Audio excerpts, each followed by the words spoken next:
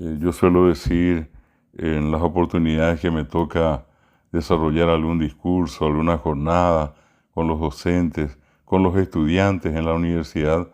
que el Paraguay es un gran cementerio, porque desde Ñeembucú, recordando aquellos hitos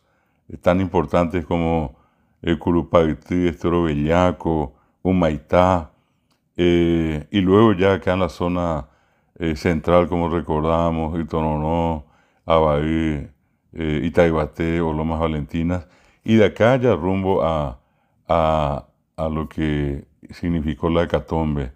pasando por Piribebuy, en la triste, sanguinaria batalla de Piribebuy, lo mismo que en la de Acostañú, con la masacre de los niños paraguayos.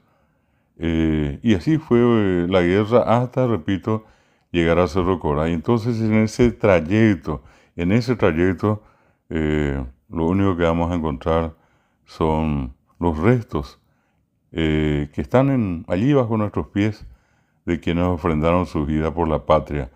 Si éramos 1.000.000 o 900.000 u 800.000, más allá de la especulación de toda la gente también con respecto a estos números, estamos hablando de prácticamente 900.000 personas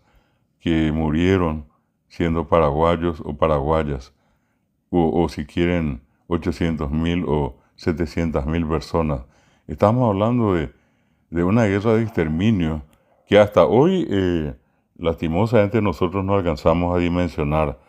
El Paraguay emergió, como se dice, cual ave fénix, en un proceso increíble, al no producirse precisamente la desaparición del Paraguay, y con el resto, constituido, repito, en su mayoría por mujeres, volvió a levantar vuelo, y hoy día, bueno, somos una nación, exactamente una nación por nuestros valores culturales, por nuestra historia,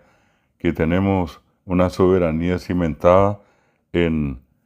hombres valientes, en heroicas mujeres y en niños mártires. Honor y gloria a todos los caídos